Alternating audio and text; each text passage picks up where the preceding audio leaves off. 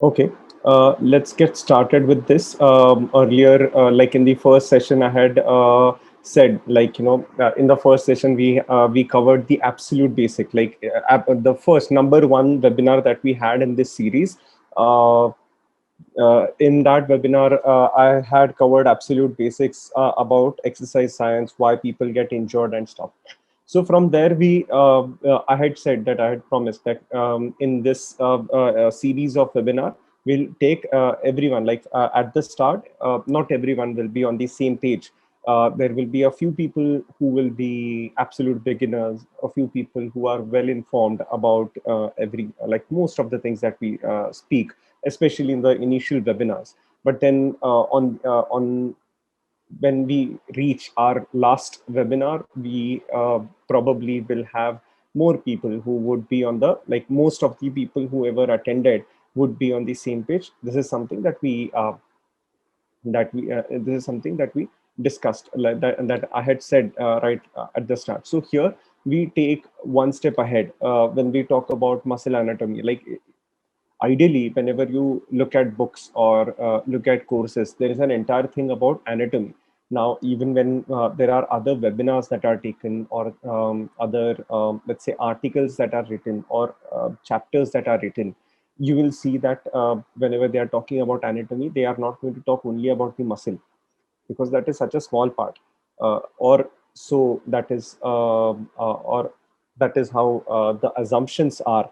But then if you today we'll dive a little bit deeper, we'll dig a little bit deeper.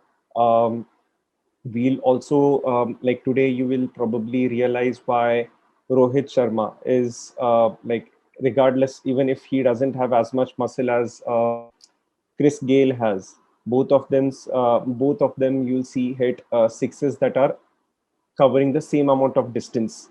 Okay, Chris Gale is extremely muscular. He's huge and lean. Uh, Rohit Sharma is exact opposite. He is not lean, far from it, and at the same time, even his muscle mass doesn't look like he has enough of it. Um, but still, when you look at the power that is generated by both of these people, right, it is almost the same.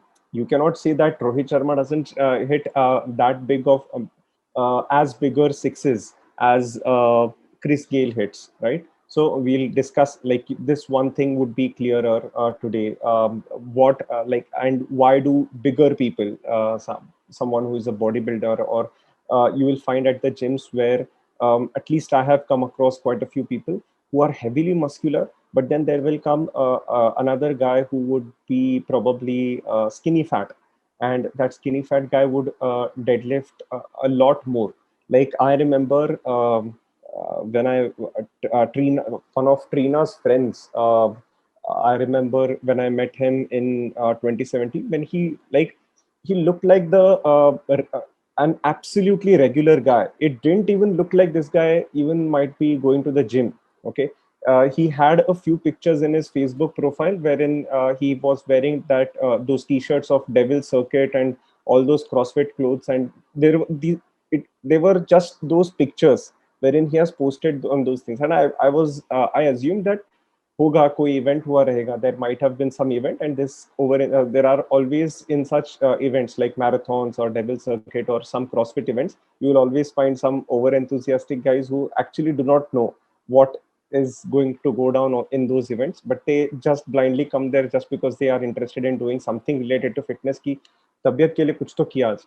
So I thought this guy was also the same. A few months later, I like he started posting his videos, and I met him I think twice or thrice, and I don't even remember his name today.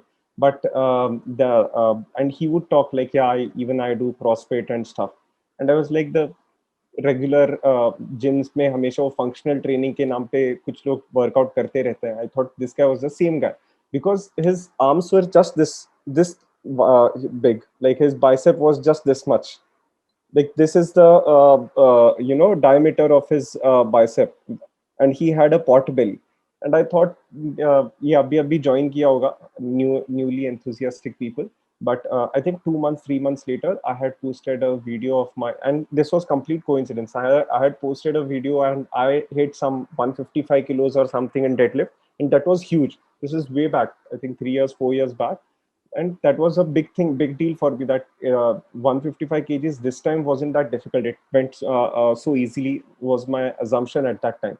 But then this skinny fat guy, I think a month and a half after that, he posted another one of his videos, and he wrote, finally could lift for 3 repetitions, and he wrote 430 pounds or something.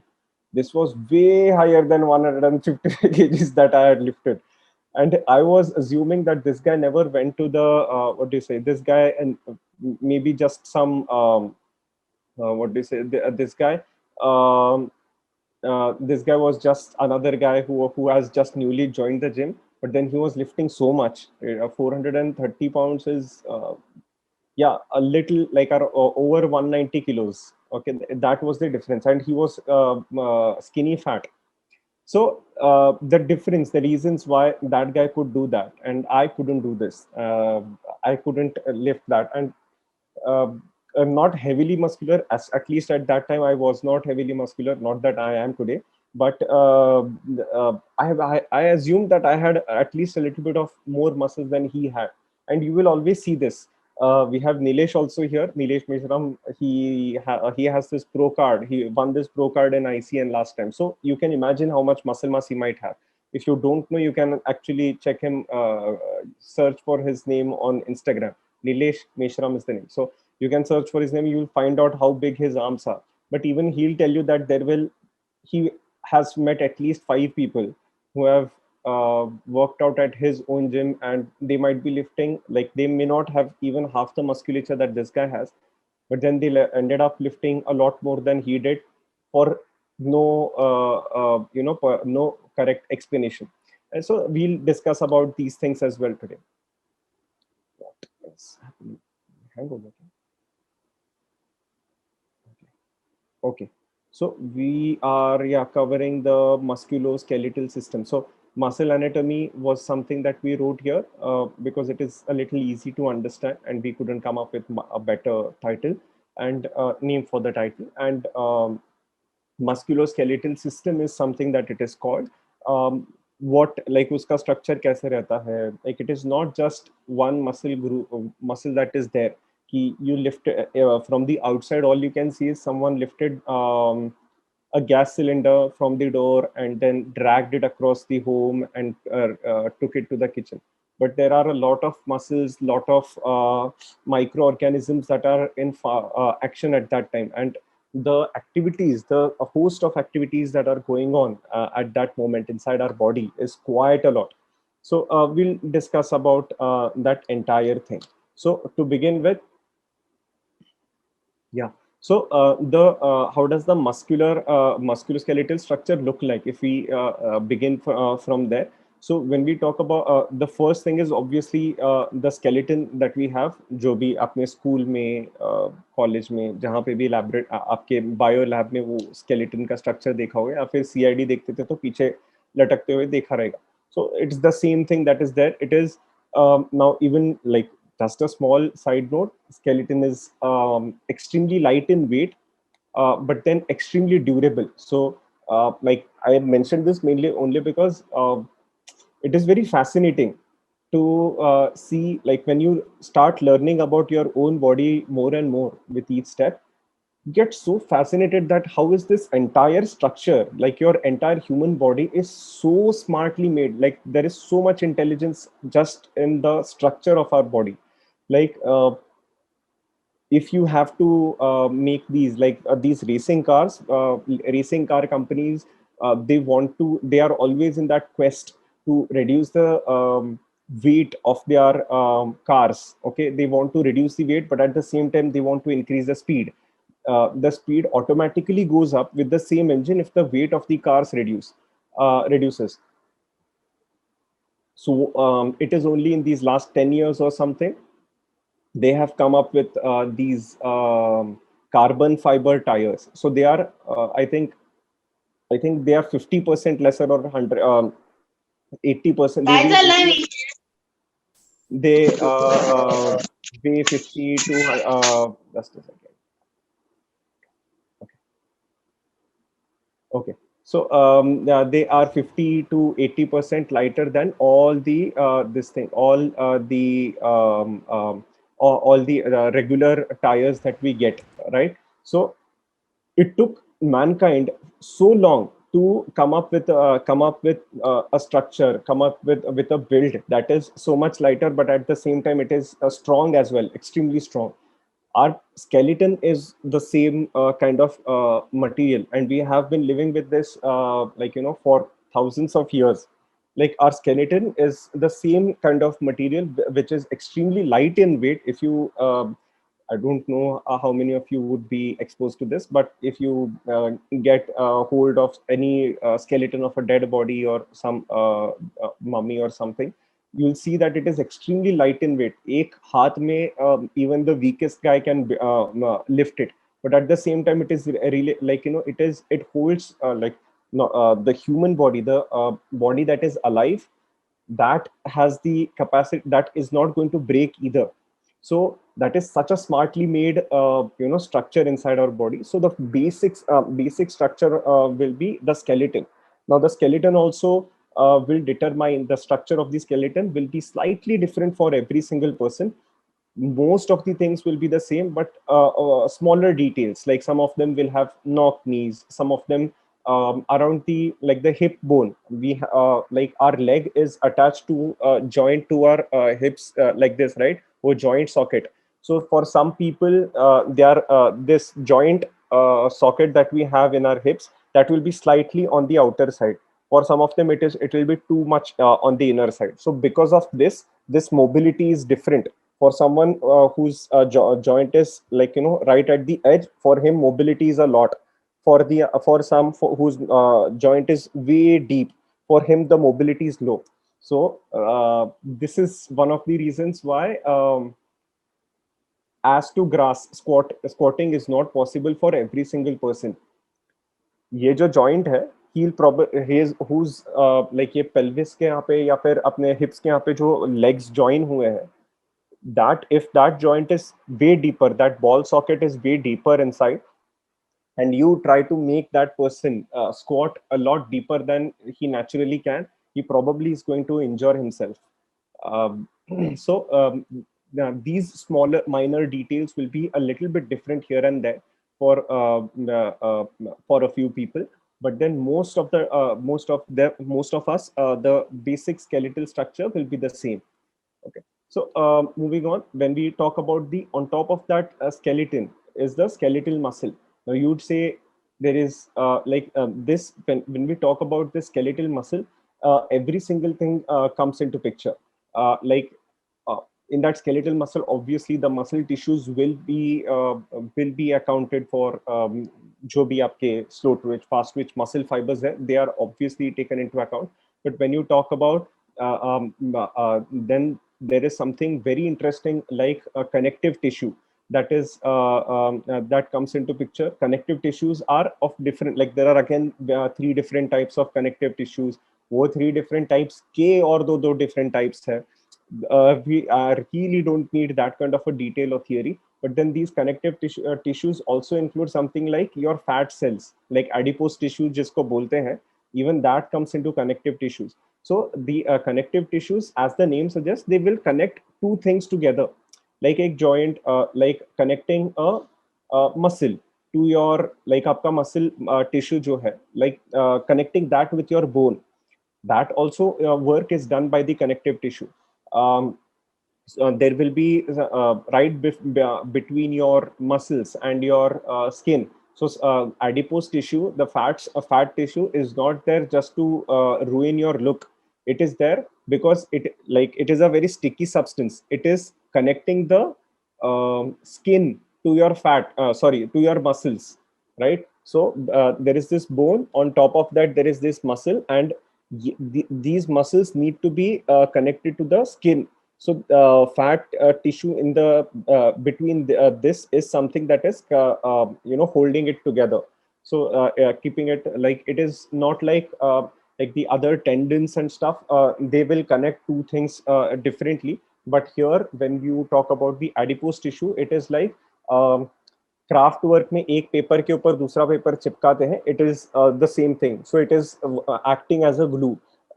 This fat tissue, the adipose tissue, is acting as a glue between your skin and your muscles, right?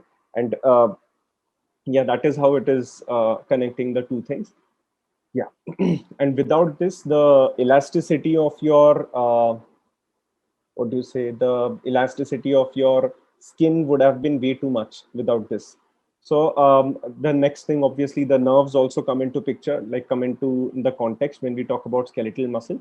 The lastly, the blood vessels, like taking the oxygen from your heart, from your lungs to different parts of the body, supplying those what you say, the supplying those different parts of different organs of your body with certain nutrients that are required. That is also something that is done by your blood vessels.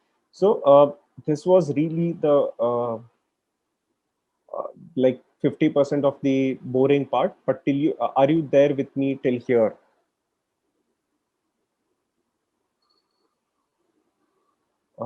Type in yes or in the messages. Okay, excellent.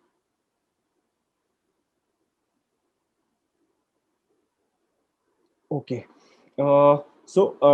Before we move ahead, so this is like here I would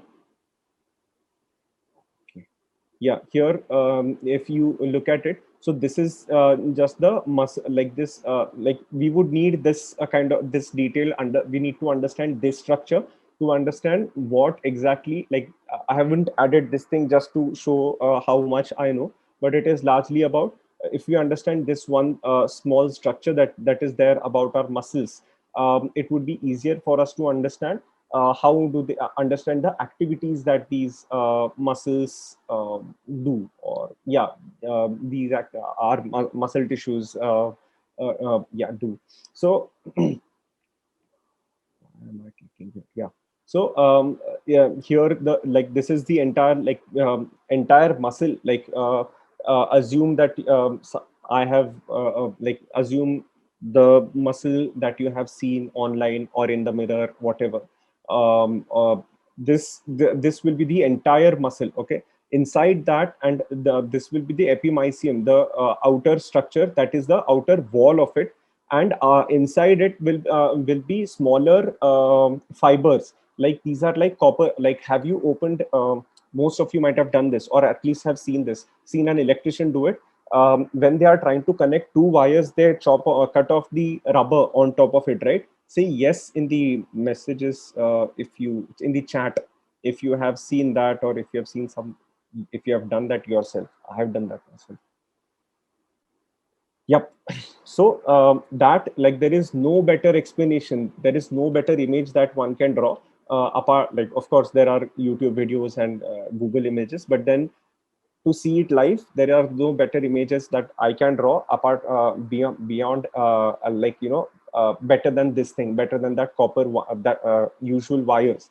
So the rubber layer that is there on the outside, that is the epimysium. So that will be the outer this thing. So once you look into it, there will be various small finer fibers of copper wires, right? So those are the those copper wires are these muscle fibers inside this entire muscle group or muscle unit.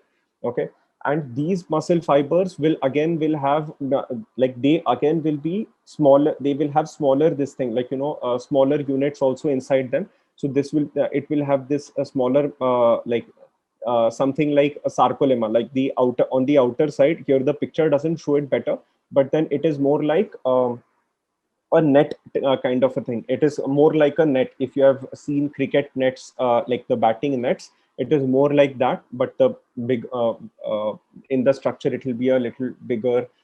This thing, squares. So these white structures will be the sarcolemma. Inside there will be smaller, like even finer units of these fibers. Just a second. Yeah. So when we move inside, there will be yeah. Once we move inside that entire thing, there will be this this thing wherein Of course, this mitochondria, like if I have to cover that first before everything else, mitochondria, we have heard in the read in the this in school in science, powerhouse of the cells. So that is where majority of this thing comes in. But it also, like here, I didn't explain this. So there is this nucleus, right? There is this inside one entire muscle unit. There will be multiple different nucleus, plural nuclei. There will be many of these, and the interesting thing about this thing is, um, it is like a balloon. Like yeah, every muscle is like a balloon. Every muscle unit is like a balloon. In that, sorry, every nucleus is like a balloon. So inside this entire muscle cell, muscle unit, there will be various such nuclei. So these once new it is like new cell is created. Okay, one cell will have one nucleus. So whenever people say that, I lost a lot of muscle, I stopped working out and I lost a lot of muscle, or um, I was on a calorie deficit and I lost a lot of muscle. So remember this nucleus. That nucleus is something that you will never lose. So when this thing is there in your fat cells also. So fat cells and muscle cells both will have multiple, like millions of smaller nucleus. Okay, all of these nucleus you cannot ever lose. That is why if anyone has put on a lot of weight in the past, they are never going to lose those fat cells. The fat cell or the muscle cell, both of them will be like balloons. So inside that,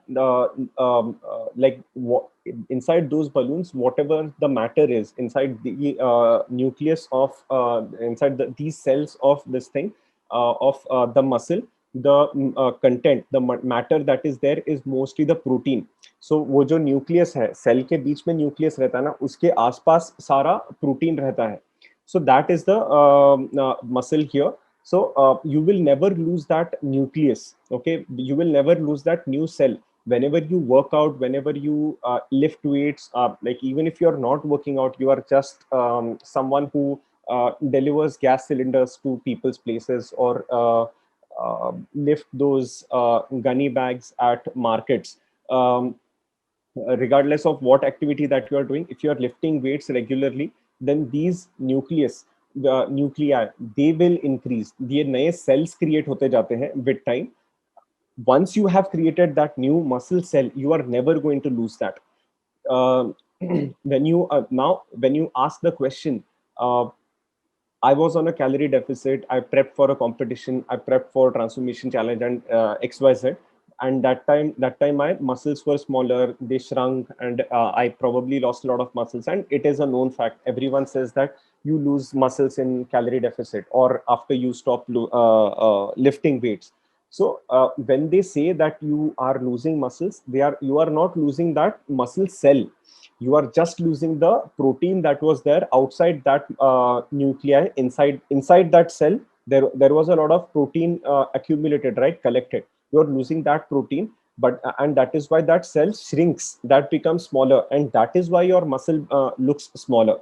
In reality, you never lose that muscle cell, right? So yeah, that is why whenever you start, like if you have taken a hiatus from lifting weights, or if you were injured and you did not lift it, or there was some pandemic and that is why you did not lift weights for 6 months, 7 months, and then you start lifting weight, and then you see that in the 3 months or 4 months you end up having the same amount of muscle mass.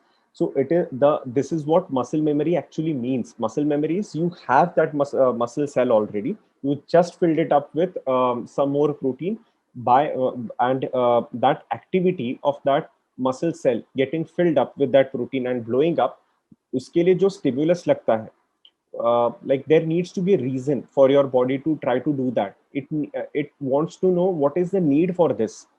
So for that need is you lifting weights. When you lift weights, your body again realizes that this this lady does not have enough muscles to lift to do the activities that he is doing or she is doing every single day.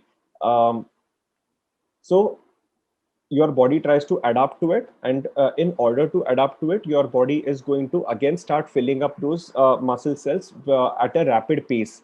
The only reason why someone who never quit, like, after your body has adapted to, like, after your body has filled up all these muscle cells, and at that time it wants to, for someone, people like us, most of us are working out regularly, right? For us, if we want to put on more, create new muscle cells and create newer nuclei, and that is not happening for us, is because that process of producing another muscle nucleus is quite, that is a lot more than, what do you say, that is a lot more than, like, lot more tedious and energy consuming than just filling up one empty muscle nucleus.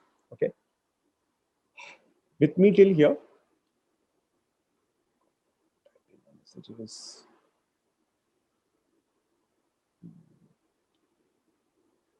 Okay, okay. Shruti says yes. Neeraj says yes. Aishri says yes. Yes. Let's move on.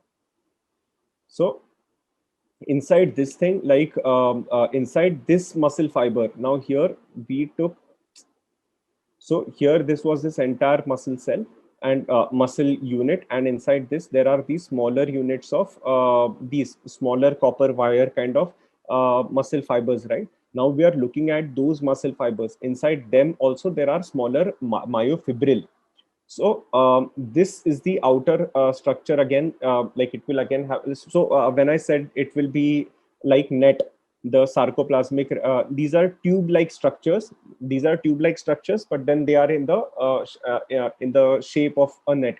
Probably in our WhatsApp group, like there is a WhatsApp group that Bright Minds participants have created. So whoever is there in that group, I will probably share this, or in the YouTube, sorry, on the Facebook group as well. I'll share another video where that person is showing it in structures, like how this thing looks like. So this is the sarcoplasmic surroundings. So when I say muscle tendons, so it is there on the outer side, wherein this is getting connected to the other organ. So it can be a joint, it can be another muscle tissue, or anything. So that is, there will be muscle tendons over here. There will be these smaller finer units of smaller myofibril. These are the myofibrils that will, like, that are very difficult to produce. That is why you need to, like, we need more of this myofibril. um, Also, whenever we talk about this thing, there will be two, what do you say, two terminologies that you might have heard. One is myofibrillar growth, and you might have, these are the two ways your muscles can grow. One is myofibrillar growth, and one is sarcoplasmic growth.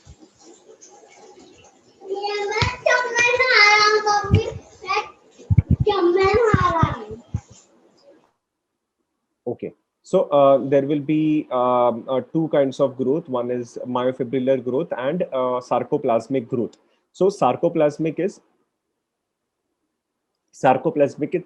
you see these white structures, right? So they have the capacity to hold on to some amount of glycogen. They have the capacity to hold on to some amount of energy in them, and they can expand as well. They can increase their capacity as well, and there will be an upper limit to it. This, अभी मुझे ये मत पूछो कि अपर limit क्या है. No one knows that. उतना microscopic इसमें कोई अभी तक तो स्टडी हुआ नहीं है. I'm pretty sure humans will figure that out as well. But yeah, there will be this these tubules. So and there will be this myofibril. That myo in Greek is muscle. Word for muscle in Greek is myo. So that is why it is named myofibril, muscle fibers. So ये जो muscle fibers है, you need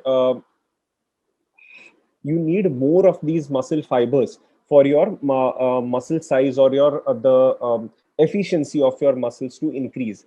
The when it comes to this sarcoplasmic growth, it is only going to increase the size of your muscles. So this is one of those differences between a bodybuilder and a like bodybuilder and a power lifter. Bodybuilder might have genetically, this is a might, this is an assumption that is being made, might have genetically a higher amount of these sarcoplasmic reticulum, these tube-like structures, right? Because if these are there in larger proportions, then they blew up a lot more. So what happens is every single time you work out, these get depleted of some amount of carbohydrates from your body. So these shrink. Now your body, your brain, keep in mind that your brain is always in a quest to adapt to every single thing. It has reached that level of normalcy right now. In whatever state you are at, your body is completely normal, and it for it this is how it should be every single day. But then and it has adapted. Your body has been built to wherever you are right now. It has built to in that way, mainly because of all the activities that you do. Start like if any one of you starts lifting, like delivering these gas cylinders every day, picks up 2 gas cylinders, climbs 3 floors of stairs, and delivers it every day, your structure is definitely going to change. Any one of you becomes a butcher and starts chopping those chopping meat. Now you might feel that that is a very small thing, and but then those cleavers, the knives that these butchers use, they are quite heavy. So if you use those every day, you will see that even your forearms are changing. The structure of your forearms are changing. So your that change is happening because your body is adapting to that new kind of activity that you're doing. So whatever activity you are doing, your body is going to adapt to it. What happens is every single day, like right now, let's assume that your sarcoplasmic reticulum is just like this. Like let's assume that it is a very thin structure right now, but you start working out regularly. After every workout, this depletes itself of the content that is there inside it. Okay, it shrunk. Now your body is in shock. It wants to hold on to more, like it wants to go back to the state that it was at. Let's assume that it had 5 liters of energy, 5 liters of energy in it, and you use that up. Now your body is in a state of shock that I want that 5 liters of energy again. Now it is going to fill it up again. Your body, because it is in an adaptive state, whatever foods you eat, it is going to fill it up again. You work out again, you deplete it, you fill it up, you deplete it, you fill it up. Now after a certain point, your body realizes that this is happening every single day. Every single day I'm spending your body is spending a certain amount of time in a danger zone. Danger zone as in I'm spending certain amount of time wherein I don't have those 5 liters of energy. So your body increases the capacity. Now to adapt to this, your body tries to increase the capacity of your muscles. This will happen in two ways. Either it will first step would be to increase the sarcoplasmic growth, like this growth, like right now, if these sarcoplasmic tubules or reticulum, they are holding on to let's say they are holding on to 5 liters of energy, right? Now your body realizes that 5 kiloliters of energy ka capacity, this is very small. We are falling short of it. So now it increases its size. Now it becomes 7 liters of, its capacity is 7 liters of energy, and it stores 7 liters of energy. When it is storing content in it, like liquid in it or fluids in it, that give you 7 liters, like increased amount of capacity, uska size बढ़ गया. As a result, the size of your muscle is also going to increase, but the power that it generates, like the power you need to be generated for lifting heavy weights, extremely heavy weights, or do powerlifting kind of workouts, that doesn't come from these sarcoplasmic tubules, reticulum. Reticulum, it is not coming from this thing. This is just giving you, supplying energy for the daily activities that you're doing. But then आपका जो whatever you wanted the size of your muscles to look bigger, so that is definitely happening over here. The second way, like iska bhi ek upper limit hoga. There will be an upper limit to how much these sarcoplasmic reticulum will grow. How much growth will happen of these net like structures? There will be an upper limit to it. Once it reaches its upper limit, Now your body is going to start increase, and your body still realizes that still this person hasn't we are still falling short of the energy, because now you earlier you were lifting just 5 kg dumbbells, and at that time you were like earlier when you were lifting 5 kg dumbbells, 5 liter of energy that was being supplied was enough, but then you increased it to 7.5 kgs. Now your the supply of energy also needed to increase, and that is how your supply of energy slowly increased as you kept on overloading the weights. You kept increasing the weights that you lifted, or you kept increasing the amount of exercises that you did. Like you don't need to really lift heavy to increase your sarcoplasmic growth. You can also increase just the repetitions, or of course it has to be heavy enough, but you need to increase the repetitions. Even then the sarcoplasmic growth happens. And the number of sets that you do without lifting heavier weights also, like instead of going from 5 kgs to 7.5 kgs, you increase the number of repetitions of 5 kgs only, or increase the number of sets. Sarcoplasmic growth does happen even there. Um, but then there is an upper limit, at which point your body realizes that even this is not enough. Like now we have reached an upper limit of how much sarcoplasmic growth can happen. Now we need some more growth. At this point it is going to increase this entire structure. Like this is going to, if it adds one more tube, one more fiber, just one single fiber, and we are talking about a microscopic one. Even if it adds one more microscope this one more fiber of muscle, with it, along with it comes some more structure of this sarcoplasmic reticulum, right? So this is how long that process is going to be. Of course it is not going to be a growth of just one fiber, it will be multiple. But then this is why it takes time for you to gain actual muscles, wherein your muscle mass is also increasing, and your what do you say yeah, your strength is also increasing. For both these things to happen at the same time, this is what is required. For your strength to increase, of course we'll discuss about it in the upcoming slides, but this is the main function of your main function of your like this is how the growth of these muscles will happen, muscle fibers will happen. And for you to have more muscle, now here I'm just talking about the structure, okay? Like what is there in it, what are the elements that are there in it. Here again there will be a lot of other things, like what are the what is the shape in which it grows. So when I earlier said that there will be difference between a power lifter and a bodybuilder. In their case, there it always happens. Like if you I don't know how many of you have seen, like majority of you have might have seen the pictures and pictures, but then many of you might have seen the pictures, but the Mr. Olympia guy, the one who won for 7 times consecutively, Phil Heath. If you look at his pictures, Phil Heath's pictures, or anyone for that matter on the Mr. Olympia stage, and compare their shapes of their muscles with anyone, any single person from your gym who is extremely muscular and lean and all of that, compare their these two photos, and uh, just ignore the difference in size. Okay, ignore the difference in size, just compare the shape in which those muscles are.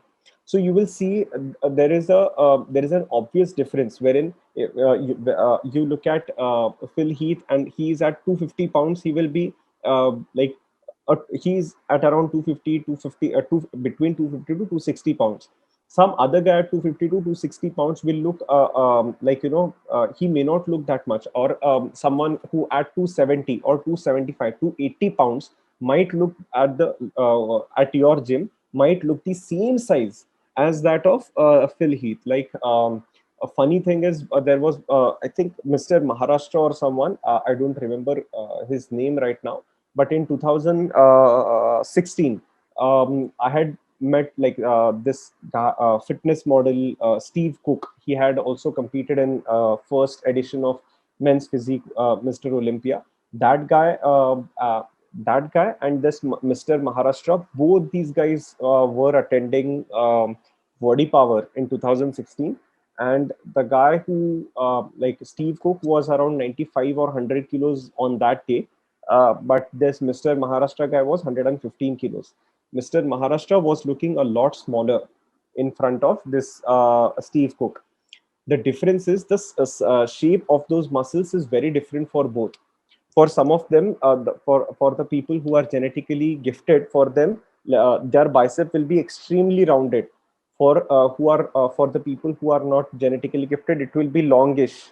Okay, of course the amount of muscle mass might be more in the second person, might be. Okay, there is a chance that let's assume that just this wire is a muscle fiber. For someone who is genetically gifted, it will be this curved.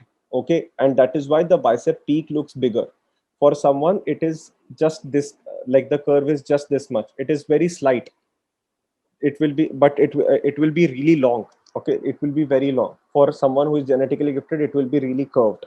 So because of that kind of a shape also, the muscle of one person can look bigger, but on the inside, this is what matters. If you check the power output from both of them, it can be slightly different.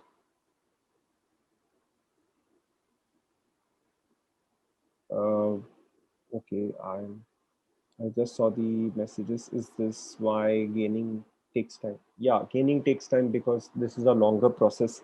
Uh, this energy is in the form of glycogen, yes. And then what is the cross sectional area? So cross sectional area, Vijay asks, what is the cross sectional area? Cross sectional area is uh, all of this, and like including all of this. Okay, all of these things have a lot of active even here, if I look at this myosin and actin, so both like these things are also there to help you break down, whenever you are training, they will help in breaking down those muscles, they will help in building the muscles, they will put a stop, like it, they will prevent your muscle from growing further as well. Like myosin is something that will prevent your muscles from growing further, because yeah, overgrowth of muscles is also not a good thing for your body. Now don't say weights उठाना इसीलिए बंद कर दिया.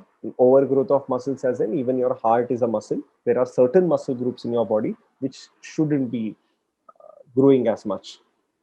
But yeah, myosin deficiency is some physical condition that all of us, most of us, would prefer to have.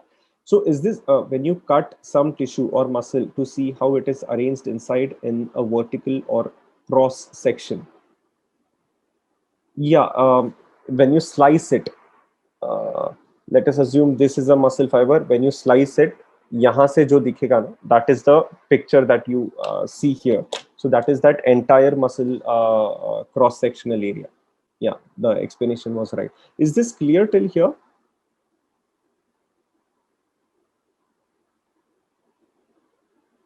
Type in the messages. Type in the messages quick. All right, let's move ahead. So this is the interesting part here. This is where all the games begin. So there is something called as motor neurons. Okay, so motor neurons are like there is this spinal cord. आपका spinal cord है, and if you look at your if you Google and if you Google spinal cord first, and then you images, and then you Google search on Google Images the nervous system, central nervous system. So this is where this part comes in. Motor neurons come in. So your spinal cord sends signals sends signals to these muscles. Now how signals as in एक message भेजा जा रहा है. Brain thinks that your brain is telling that I want to lift this dumbbell, I want to curl this dumbbell, right? So that message is sent to your spinal cord. That spinal cord makes right, like it's like that message is sent to your spinal cord. Spinal cord is writing a letter and it is sending it to the to that concerned muscle. Okay, brain is only telling that bicep needs to be curled. Spinal cord is determining for biceps to be curled, I need this message to be sent specifically to the bicep, right? Like without this mechanism, that message could have gone to all the muscles. कि एक ही साथ सारे muscles contract कर रहे हैं, which is really dangerous. But your spinal cord is making sure I have got this message that we need to curl the dumbbell. So that is why let's send this message to the specific person, that is the bicep. So this message that is being sent by your spinal cord through the central nervous system. Okay, and that nervous system is delivering these neurons are more like electric currents. Okay, that is why this picture over here. So these neurons, as soon as they reach, ये neuron का काम उतना ही है.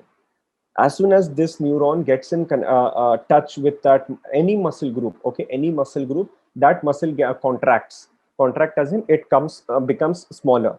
So what is actually, like, curl your bicep and look at it, your muscle is actually becoming smaller, right, whenever you are contracting it. So if you like, I don't know how many of you are from my generation or earlier generation than mine, but there were these fun toys, painful toys while growing up, जहाँ पे वो pen click करते ही current लगता था, वो chewing gum खींचते ही current लगता. So there were these stupid toys. So some of you, whoever is from my generation, you might know कि जब भी वो से करंट लगता है, you clench immediately. This happens immediately. Same thing happens with your muscle as well. That electric current goes to your muscle and it contracts. It contracts quickly. So this is this this is how the brain is making your muscles do the activities.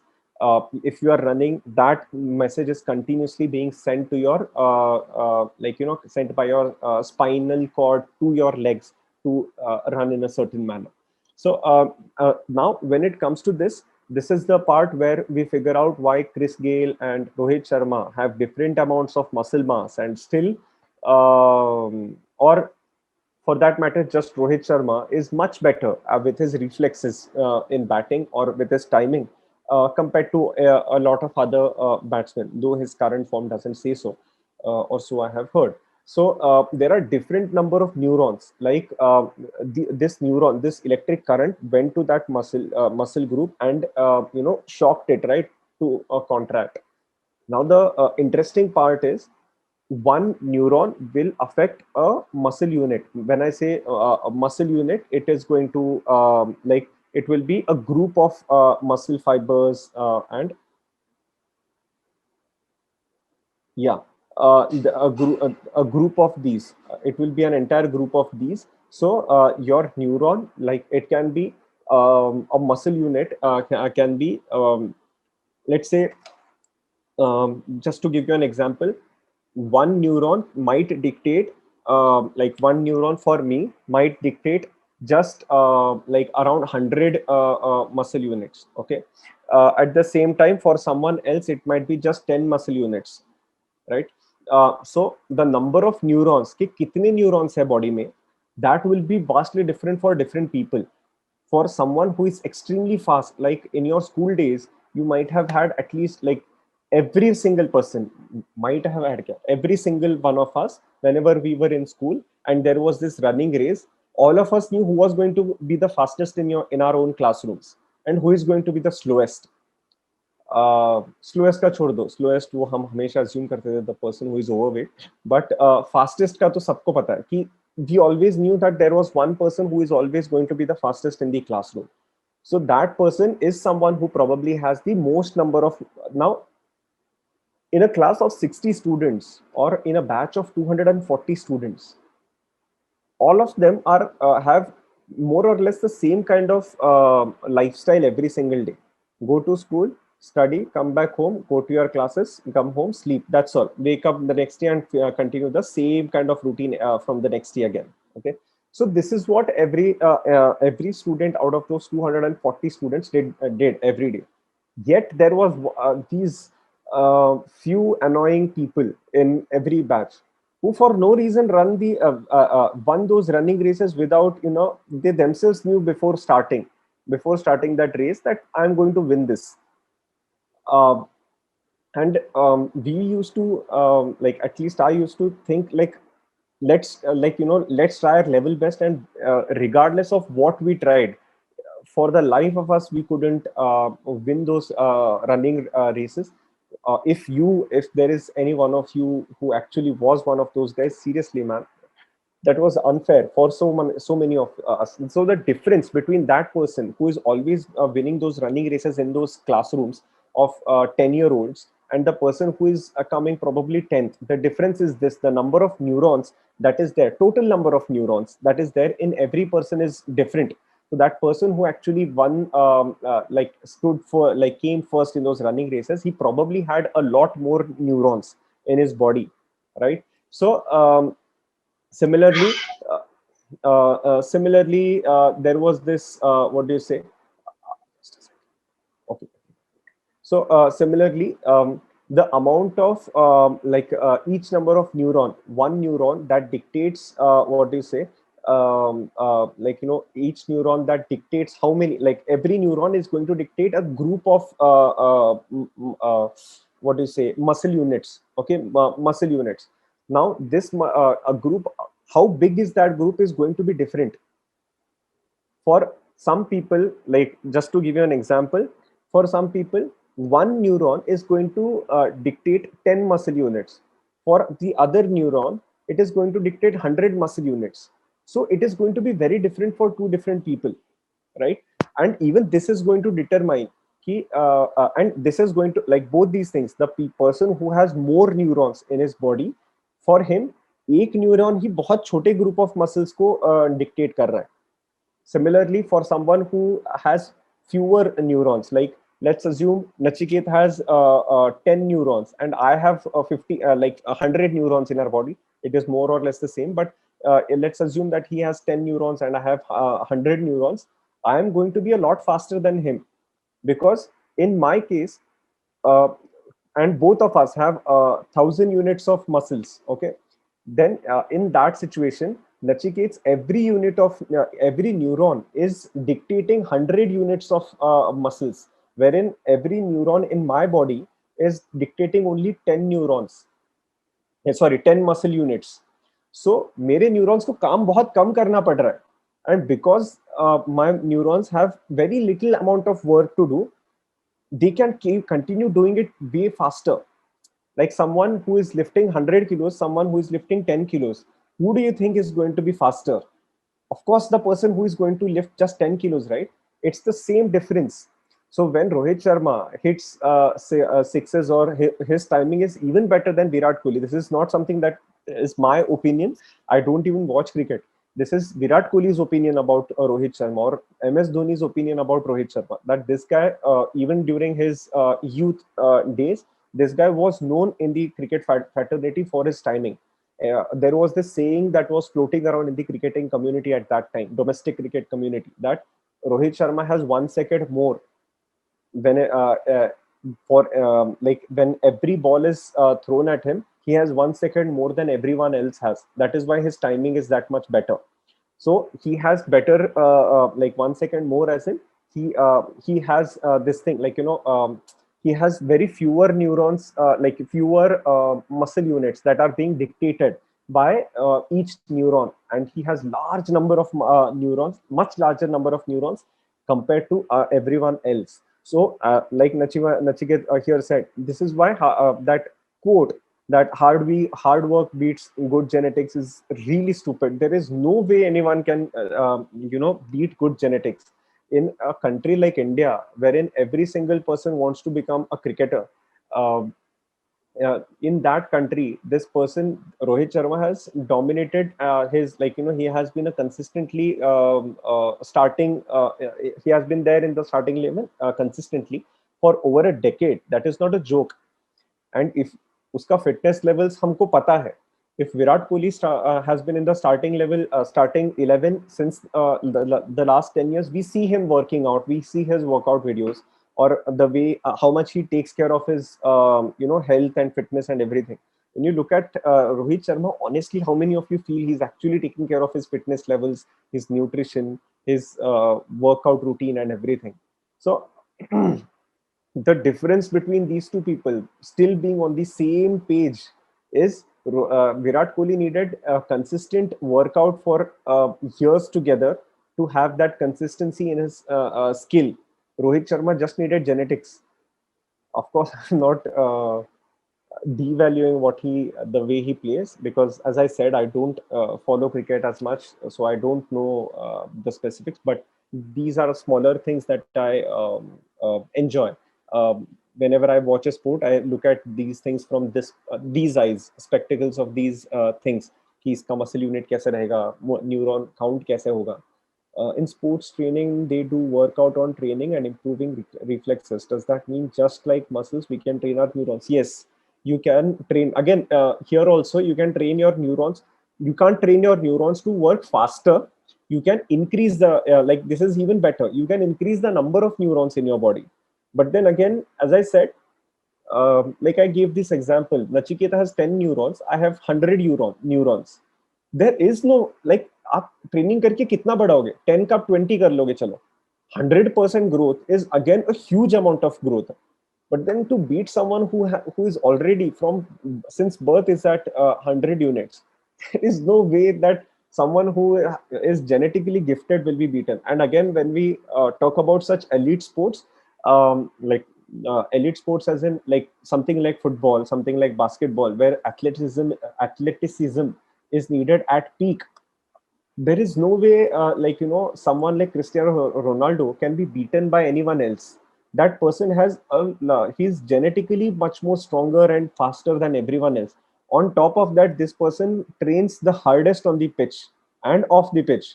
There is no way anyone else could come close to him in the last 10 years, apart from Messi, of course. How to identify if someone has poor genetics? You can't identify that. That is why you say that, like, you will never know if you have poor genetics or good genetics until and unless you work out, until and unless you train, you put in that work.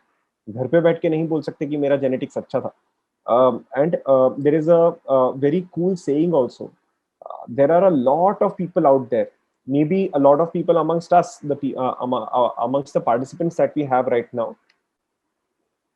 Some of us might have been genetically gifted. We probably never worked hard in that specific sport. Like, if I have to give you an example for this, Michael Phelps, his legs are not long for his entire height. Uska 6 feet 4 height hai uska. In marathon, there is El Gerouge. That person is a legendary marathoner. 1500 meter ka uska world record hai. El Gerouge is 5 feet 10 inches. This El Gerouge at 5 feet 10 inches has longer legs than Michael Phelps has at 6 feet 4 inches. And Michael Phelps has bigger upper body, longer arms. Put Michael Phelps in marathon and put El Gerouge in swimming. Both of them lose miserably. So it is a huge luck that these people picked exact same sport that their body was built for. If Michael Phelps wasn't in swimming, he wouldn't have succeeded. He would have failed miserably and would have had self-esteem issues had he gotten into marathon. El Gerouge, had he gone into swimming, because his legs are long and his upper body is small, it doesn't help with swimming. He would have hurt his self-esteem, and he wouldn't have done much when it comes to that sport. So, are we here till like, are you with me till here? Then where we say talent comes from, or is it defined? No, see, talent also comes from hard work. I'm not saying hard work doesn't count. There are people like Virat Kohli also. He's not as genetically gifted as the people he competes against. He is not. But then I have spoken with a few people to learn about the things that he does. Of course, his diet is still not on point, but then the kind of training that he has done, believe me, it sounds very crazy to think, but even in a country like India, where money is spent so much on sports, uh, people did not know that cricketers need this kind of training. So India, entire cricketing fraternity in India changed its training method because BCCI started including it for the other cricketers as well in India. So the other cricketers, if they started lifting weights and lifting specific like Olympic lifts वगैरह जो करना शुरू किए, They have started doing that for a specific reason, and that specific reason is Virat Kohli. He actually got the trainers and professionals for himself who actually gave him those training routines that improved his sport. When people saw that his training is miles ahead of everyone else in the team.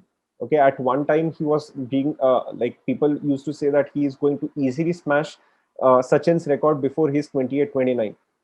He was that ahead of everyone else, and that was mainly because of hard work. That was not only genetics or anything. He may be genetically gifted, but his hard work is way more than everyone else, even now. And you how to overcome bad genetics only? What else can you do? Tell me, what else can you do? If you have, apart from hard work, what else can you do? After one point you cannot do beyond anything. Like every single person, like in every single person will have their own challenges. You can't do much about it. If someone is just 5 feet 6 inches tall, but he's excellent at dribbling the ball, like dribbling the ball and everything, and he cannot compete in NBA, in basketball. There is no way he can compete. अब वो क्या कर सकता है? वो hard work से भी नहीं कर सकता है वहां पे compete. It is very, like, there has been only 3 players in the last 50 years who were just who were below 5 feet 8 inches and still played in the NBA. That is how unlikely it is for someone with bad genetics to compete at that level. But this is where I'm talking about absolutely the worst genetics. Most of us are somewhere in the middle. So ऐसे कुछ नहीं रहता. And something like powerlifting or something like this thing also, bodybuilding also, something, these sports that are not as popular as cricket is or basketball is or as popular as football is, here the chances of you succeeding are a lot more. क्योंकि उसमें genetically gifted उतना seriously लेते भी नहीं है. पैसा नहीं है तो आएंगे क्यों, ऐसा सोच के वो लोग आते नहीं है. So the chances of you competing and winning over there are a lot more. Especially in bodybuilding, I've seen like, it is a routine thing. Every single year, someone who no one thought would win ends up winning the title. Why does he do that? Because his prep was on point. His like, every single thing, his dedication was on point. He worked out a lot more. His discipline was a lot more than the person who was genetically gifted. So yeah, I won't say genetics can never be beaten, but that quote is a bit wrong, that hard work always beats genetics. No, always it doesn't. When someone like Phil Heath works the hardest in the room, then there is no way anyone is going to beat him. When someone like Sachin Tendulkar walks into the room, there is no one there is who is going to beat him. Yeah. So CNS fatigue comes into this context. So everything is clear till here.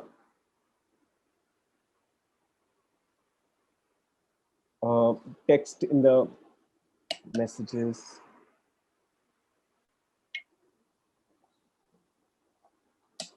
Yep.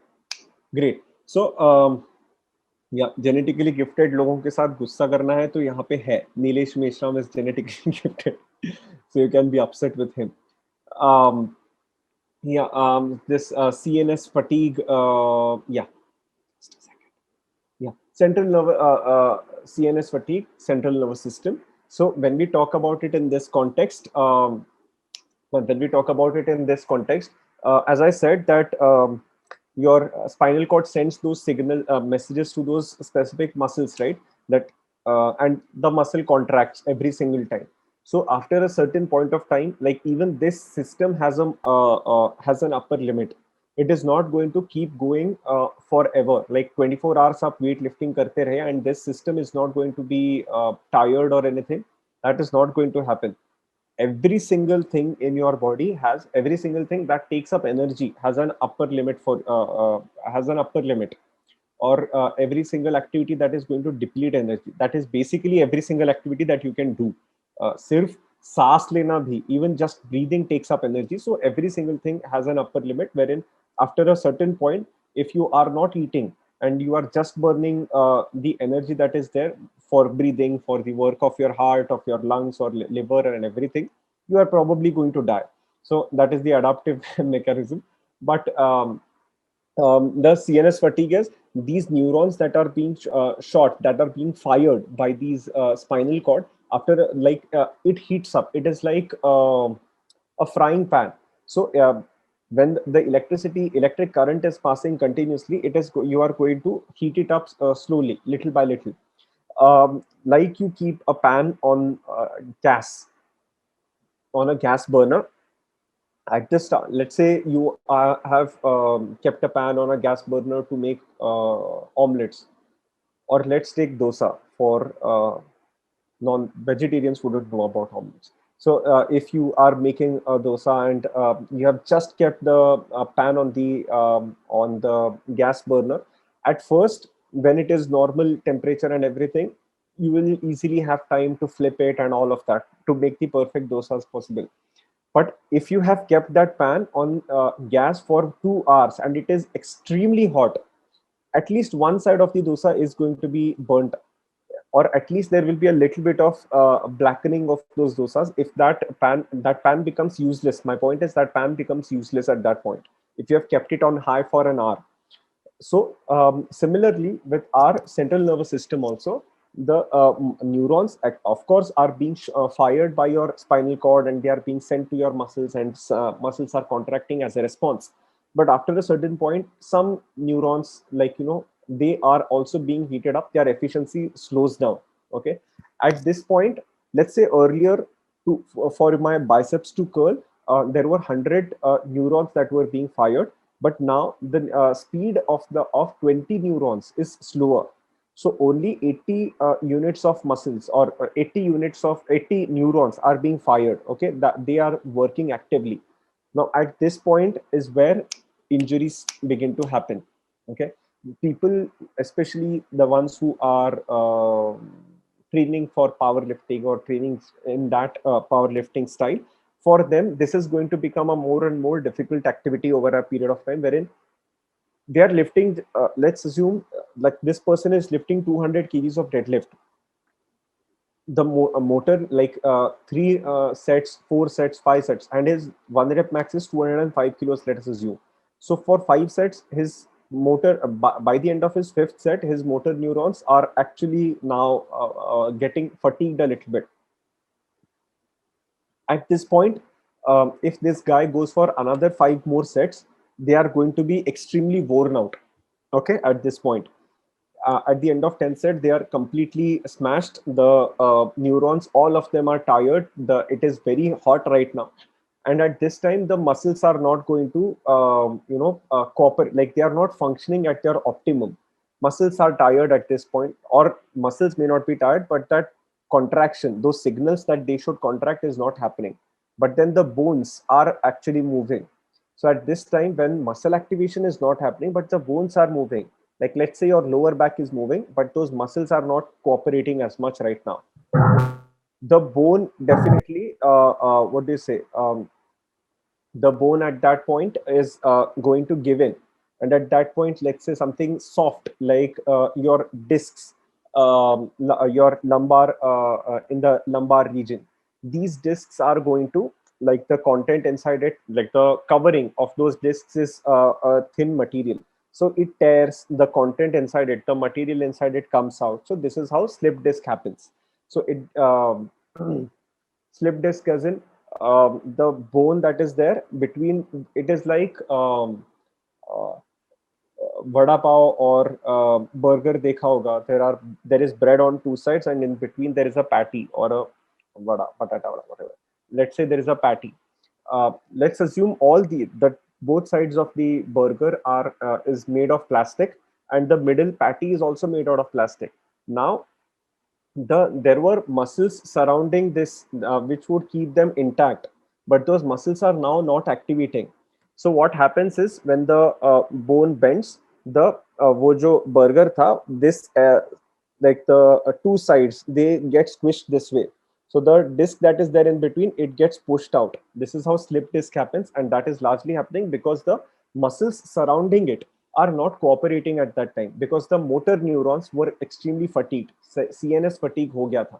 And this is where your body starts retaining a lot more water the next day. Like even after a good night's sleep, you are not going to In the morning you are not going to feel extremely up to mark, or while doing even simpler exercises like seated rows and stuff, you are not going to feel like you are on point.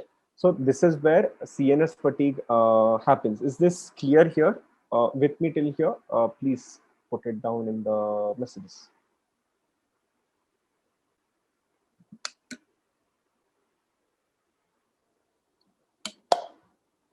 Okay, let's move.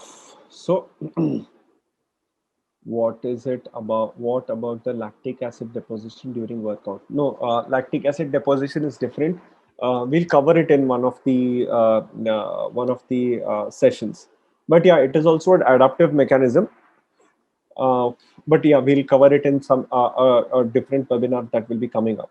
uh, so neurons and these, now here comes the more interesting part. All of you have heard about these slow twitch muscle fibers and fast twitch muscle fibers, right? So while in a 100-meter sprint or while lifting weights, you are using fast twitch muscle fibers. In a marathon, you are using slow twitch muscle fibers. This is something, these are the basics that all of us know.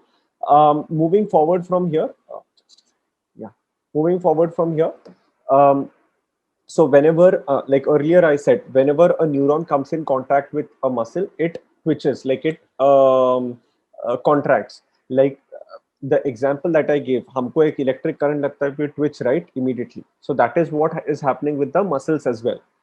Now there are certain set of muscles that will twitch really fast. Okay, like the work of your neuron is going to end very soon.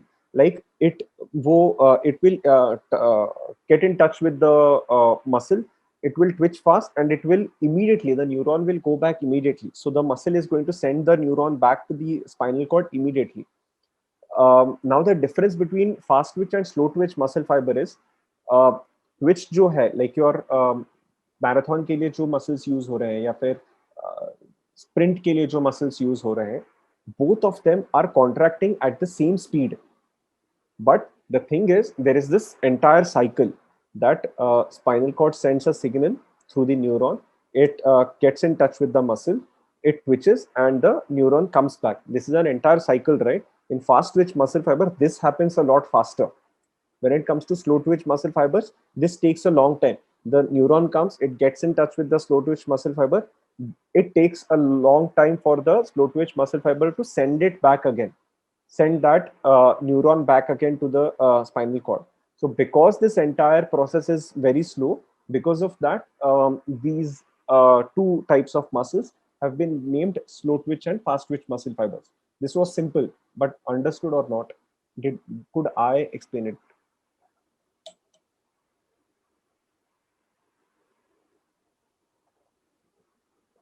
Okay.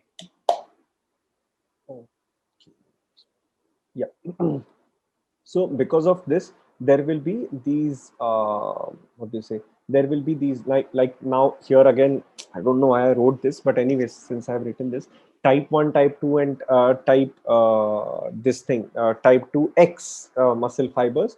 So it is just slow twitch muscle fibers and fast twitch muscle fibers. Type 1 is slow twitch muscle fiber, type 2 is fast twitch muscle fiber. It is just that the type 2a and type 2x, actually you can just remember them as type 1 and type 2. 2a or 2x के बीच में difference इतना है कि वो density is a little bit different. So they come under the category of fast twitch muscle fibers, both of them, because that cycle is what happens like at the same speed. It's just that the density of the type 2x muscle fibers is a little bit more, I think, than type 2a. So actually that is completely irrelevant. It is just for chemistry and stuff. But yeah, so in this thing, the efficiency of your type 1 muscle fibers is going to be a lot more. Efficiency as in it takes up a lot lesser energy compared to this thing, fast twitch muscle fiber. The resistance to fatigue is also a lot higher. Like slow twitch muscle fibers will not be fatigued that easily. So that is why even on like for powerlifting training, or for most of you guys whoever are lifting weights regularly, and you are asked to take a rest at least once in a week, an entire day. For you guys, if you are being told that you can walk, go on the treadmill, jog for some time. So but then again, some of I don't know, in recent times only I've come across such people more often.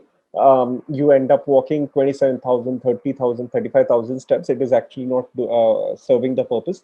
But usually what happens is, if you are walking just 10,000, 12,000 steps on those days, also on your rest days, the fatigue is not going to be as much. Whereas if you use your fast twitch muscle fibers even on those days, the fatigue is just going to go through the roof.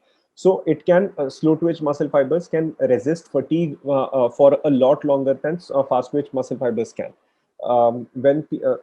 It's like fast twitch muscle fibers probably need 30 minutes of stimulation to get 1 unit of fatigue. Slow twitch muscle fibers take 1 hour of activity to get 1 unit of fatigue.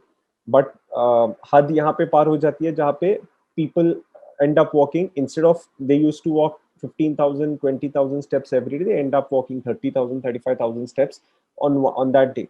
So even if it is take a resistance to fatigue, it is not that it is never going to get fatigued, the slow twitch muscle fibers. And the consequences of slow twitch muscle fibers getting fatigued is a lot bigger. uh, like tendons will tear off. There can be stress fracture, like, and you will probably break your ankles or something. So those this thing, like, and it is not like just a slip disc or anything jahan pe wo raha to bhi you can do some or the other activity. Majority of the day you are doing slow twitch activities, activities that need slow twitch fibers. So if you get injured while using slow twitch muscle fibers, then the consequences are a lot more. You don't do many activities in across the entire day outside the gym using fast twitch muscle fibers, unless you deliver gas cylinders or something. You are not using fast twitch muscle fibers that much. So even if you injure some part of your body because you overused your fast twitch muscle fibers after a certain point, um, you are still not going to be like, you it is not going to be that big of an issue for you in that case. Like you can like आपका slip disc हो गया, people still can work out, right? Seated bicep curls and stuff can be done, or seated or this bench press also can be done. So these activities can be done for people who have lower back issues as well. For someone who has broken his who has a hairline fracture or stress fracture in his shin area or near his ankles, वो क्या काम कर सकता है? He even can't even walk at that point. So capacity again, there are in the I think it is the next session where we'll be talking about energy systems. But yeah, aerobic energy supply, capacity of aerobic energy supply will also be a lot different. The fast twitch muscle fibers, type 2 muscle fibers, uska kam rahega. Slow twitch muscle fibers will for them it will be more aerobic, as in the involvement of oxygen is needed for those muscles to get energy. So for that process is a lot longer for your heart, your lungs to send oxygen to your, like, it has to take in the air. Like you have to breathe in the air, it has to filter out oxygen, send it to these muscles, and then the carbon dioxide comes back, and then the second supply of oxygen would come in. This is a longer process. Fast twitch muscle fibers do not have that much time. They need it quick. So but then slow twitch muscle fibers do have that much time. That is why the capacity of aerobic energy supply of slow twitch muscle fibers is a lot more compared to fast twitch muscle fibers. And rapid force development, as in, that is common sense ki lifting weights or jumping quickly or running, sprinting, something like this, fast cycling, these things, fast twitch muscle fibers will do better, and slow twitch will do a bit inefficiently. Anaerobic is the next, as I said, next week we'll be discussing about energy systems. In anaerobic power, we are using energy without the use of oxygen. So glycogen and this and that, those things get used over here. and that happens a lot more in fast twitch muscle fibers. That happens a lot more. The slow twitch muscle fibers, it doesn't happen. Like that is not needed as much. It is energy consuming.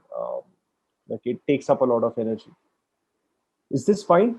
We can move to the next thing. Type in the messages quick.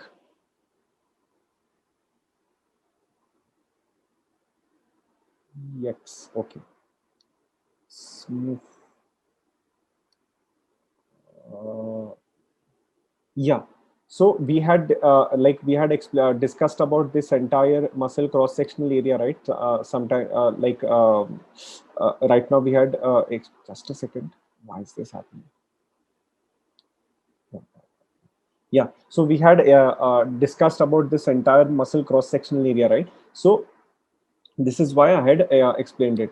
So when you are lifting, like the difference between the strength levels of, like let's say at your I gave you that example of a friend who was skinny fat, who visibly had a lot less muscle mass than most of the people, but he could lift a lot more than most people.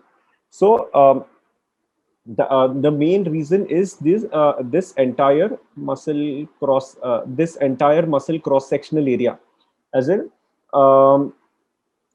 like the muscle cross sectional area of the a part of your body, like for deadlift, let's say the part of your body that requires to be to exert energy, exert power in that area. If the muscle cross sectional area is a lot more, okay, even in that case also he will be able to generate a lot more muscle power to lift, or a lot more force to lift those weights than I would, than anyone else would. So the shape of the muscles or the size of the muscle, yeah, the shape of the muscles doesn't matter. But when you, like earlier, one lady, I'm sorry, I forgot who said that, but gave that beautiful explanation that you can, if you cut down the muscles straight, and you see this content over here, if that is thick, if that the content is thick and is vast, okay, is densely populated, बाहर से shape कैसा उसका फर्क नहीं पड़ता. This person is going to have a lot more what do you say, strength, is going to have a lot more power output. He's going to be a lot more stronger than everyone else. This is also something that will that a lot of people have, like they're genetically, they will be at a completely different zone, some people compared to the others who are not genetically gifted, like someone like Eddie Hall, or best example is Andy Bolton. Write down this name, Andy Bolton, Andy Bolton, Bolton. So this guy is a legendary power lifter. As an 18-year-old, walked into the gym, lifted, I think he deadlifted something around 450 pounds or something. First day at the gym, absolute newbie. कि पहले दिन हम जैसे जाके sir को पूछते थे, sir आज क्या करना है, क्या मारूं मैं, वो बोलते थे बाइसेप मार, चेस्ट मार, ये सब. This guy was that kind of that level, and he was told कि deadlift कर लो, and he went and lifted 400 pounds the in deadlift. He then went ahead and did the squat, and he did around 350 pounds of squat or something. This is absolutely the first day at the gym, and no one at the gym was ready to believe that this guy is lifting weights for the first time. He went on to and this happened at the age of 18. This guy went on to become a powerlifting legend in the years to come. But yeah, this happens because of what do you say, this happens because the muscle cross sectional area is a lot more, and secondly, the neural control also, like this is also going to determine how well how good are these people at these activities. Like the motor units, as in how many motor units, like the entire muscle cross sectional area, and how many motor units does that one neuron control. That is also something that is going to determine how well, or how well this person uses his muscles, right? So both these things, once these both these things, if both these things are elite for both these people, like I don't know how many of you have watched that video, but there is a video of this Eddie Hall. Like the Eddie Hall is someone is a powerlifter who holds the record of heaviest deadlift, second heaviest deadlift now. But yeah, who holds the record of heaviest second heaviest deadlift right now. There is a video of him swimming, and he actually and extremely heavy guy, 160 kgs or something, and he ends up beating someone who is a lot leaner than him in swimming by like a huge distance, like probably by 2 seconds or something. He beats him by in swimming. So that largely probably happened because both these things are in action over there. His muscle cross sectional area is also very dense, but at the same time his neural control is also quite a bit. And because both these things came together, he could swim that well. Yeah, so only these two things. So any that was all for today. Any questions you might have? You can also turn on your this thing. Just a second.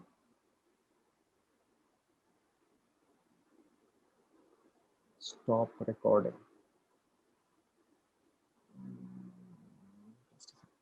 Myofibrillar growth. Just a second. Let me. Yeah. So the growth over here, growth of this entire muscle is going to happen in two ways. Okay.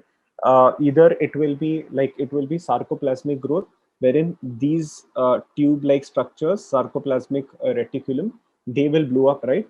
And the second way is the fiber. There are these fibers, right? These smaller fibers. So there can be new fibers also created. Now, uska length zyada ho sakta hai, ya fir it can be shorter also, but then the number of these fibers also can increase. So when the growth for both myofibrillar or sarcoplasmic growth, both of them happen in the same way, wherein your brain realizes the amount of activity, the amount of work this guy is doing, amount of weights that this guy is moving every day. Weights as in it can be anything. Your brain doesn't think कि कल PR कितने का मारा. Your brain even if for your brain, lift a dumbbell off the floor, or as a floor trainer, or lift a gas cylinder from your kitchen to your from your entrance till your kitchen in your own restaurant, wherein it might happen more often. Both these activities for your brain is the same. So whenever your brain realizes that every day these muscles are getting fatigued, these muscles are falling short of strength after a point, like every day, like you had the capacity to lift, let's say 10 repetitions, and you lifted 10 repetitions. Now your brain is getting those signals that he's at the limit of his what do you say, strength. So at that point he is definitely going like your this is definitely going to happen wherein um, this is definitely going to happen wherein your brain gives that stimulus, wherein that new muscle fiber is going to grow. वो fibre के बीच में ही वो nucleus रहता है.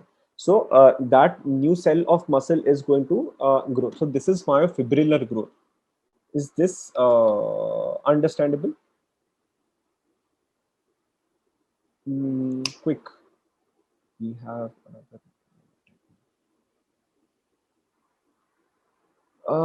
But दोनों में difference क्या है? सो ये जो डिफरेंस ये है कि वो फाइबर जो है उसका like a new fibre is getting like यहाँ नंबर ऑफ फाइबर्स जो है वो इंक्रीज हो रहा है. सार्कोप्लाज्मिक ग्रोथ में उसका नंबर नहीं बढ़ रहा है, उसका सिर्फ साइज बढ़ रहा है, right? So size as in like it is like an empty tube. Like if you look at the structure also over here, the white content is sarcoplasmic reticulum. So usko bhi main tubule बोल रहा था. That was because it is in a tube like structure, so it is hollow. It can hold on to content, so it can increase its capacity. it is like a balloon. It can increase its capacity, but still it will also have its maximum limit.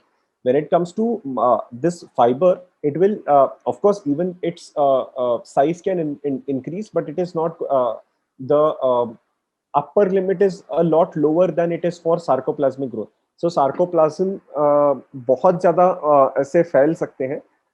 Myofibril is not going to stretch that much. So a new fiber is going to be produced at that time. And fiber is something that is going to exert strength or exert वो जो force जो आ रहा है, that entire work is being done by that myofiber. It is not being done by the sarcoplasm. Sarcoplasm is there only to give you energy. उसका function उतना ही है. It is not going to assist you in lifting weights or exerting energy over there. Is this better? Difference यही है. Generally heavier weight say build. Oh yes. Myofiber will always. It depends upon what kind of a fiber it is. Is it a slow twitch muscle fiber or a fast twitch muscle fiber? So उसका growth तब होगा when you are reaching the limit. Like for slow twitch muscle fiber, if you are running a marathon continuously, like 6 days in a week you are running, वो उसका slow twitch muscle fibers growth होगा. If you are lifting fast twitch muscle fibers grow नहीं होंगे. If you are lifting weights consistently, आपके slow twitch muscle fibers grow नहीं होंगे. Your fast twitch muscle fibers are only going to grow. So slow twitch and muscle, which part? Shruti, please elaborate on that. Slow twitch and fast twitch, please once more. I don't know which part out of that. Slow twitch, I think both Shruti and Ritu, both of them said the same thing. Yeah, like adding more strands of to a rope. Yeah, correct. That is exactly what I meant, Suraj. Thank you. Wait, I think you are talking about these twitch. Just say yes or no, Ritu and Shruti, if that is what you are talking about. Are you talking about how? कैसे बताइए? So basically, what activity we regularly do that particular muscle fibers grow. So they have their own functions. Your fast twitch muscle fiber is not going to like it gets exhausted really fast. It is its function is just to exert maximum power. It is not going to give you so. वो जो like even if you are in a marathon, if you read about marathon, there are different parts of it. Okay, wherein in a marathon, at the start there is an acceleration wherein you will hit a little bit higher speed, but not the fastest, not the slowest. Then you will maintain certain speed where your slow twitch muscle fibers will be. Then at the end of your marathon, there is this final stretch wherein you will sprint. Okay, that at that time again fast twitch muscle fibers will come in. So fast twitch muscle fiber, slow twitch muscle fibers are for endurance activities. Fast twitch muscle fibers are for these activities where sudden bursts of energy is needed, like power output is needed. You need high force output. For those activities, fast twitch muscle fibers are used. Now, if you want to grow fast twitch muscle fibers, do those activities that for which fast twitch muscle fibers are used. If you want to grow slow twitch muscle fibers, do those activities for which slow twitch muscle fibers are used. So that is why I said if you lift weights, you will grow your fast twitch muscle fibers. If you go for a jog every single day, you will grow slow twitch muscle fibers. Just that the size of these slow twitch muscle fibers is very small, so it won't be prominently visible. Fast twitch muscle fibers का size बड़ा रहता है, so it will be prominently visible. Basically, slow twitch, slow twitch fingers supply energy for a prolonged time, and fast twitch for short. Yes, correct. This is correct. So I think Shruti was asking about the the Shruti was asking about the twitch. So there is this entire cycle. Your neuron leaves your 3 steps. Your neuron leaves your this thing spinal cord. it reaches the muscle twitches, and then it comes back to neuron. Okay, there are these three steps to every cycle of that neuron. Okay, now you're about twitch. Okay, fine. I think that's about it. These were all the questions that we had today. We'll wrap it up now. Thank you for attending, all of you. It was great talking again. We'll see. I'm really sorry for canceling yesterday's webinar. I couldn't take it yesterday. We'll try to make sure that we don't miss on in the upcoming weeks, and we'll inform you well in advance, if at all, and not just 2-3 hours before the webinar, if at all we are going to cancel it. Okay. Thank you so much. Good night. Have a great weekend.